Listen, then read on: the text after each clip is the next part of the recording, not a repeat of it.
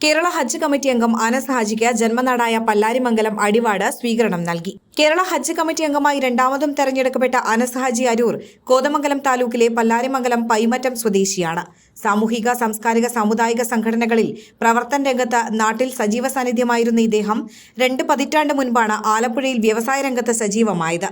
കേരള ഹജ്ജ് committee അംഗമായി രണ്ടാമതും തെരഞ്ഞെടുക്കപ്പെട്ട അനസ് ഹാജിക്ക് അടിവാട് ടൗണിൽ ഒരുക്കിയ അനുമോദന സമ്മേളനത്തിന്റെ ചടങ്ങിൽ സമൂഹത്തിൽ വിവിധ മേഖലയിൽ പ്രവർത്തിക്കുന്ന നിരവധി പേർ പങ്കെടുത്തു. അനുമോദന സമ്മേളനം കൽത്തറ അബ്ദുൽ ഖാദർ മദനി ഉസ്താദ് ഉദ്ഘാടനം ചെയ്തു. ഹജ്ജ് യാത്രക്കാർക്കുൾപ്പെടെ സമൂഹത്തിലെ വിവിധ മേഖലയിൽ പ്രവർത്തിക്കുന്നവർക്കും രോഗികൾക്കും നിസ്വാർത്ഥമായ സേവനം ചെയ്ത് ശ്രദ്ധ നേടിയ ജനകീയ ഡോക്ടർ എന്നറിയപ്പെടുന്ന കോതമംഗലം താലൂക്ക് ആശുപത്രി സൂപ്രണ്ട് ഡോക്ടർ സാം പോളിനെ ചടങ്ങിൽ ആദരിച്ചു.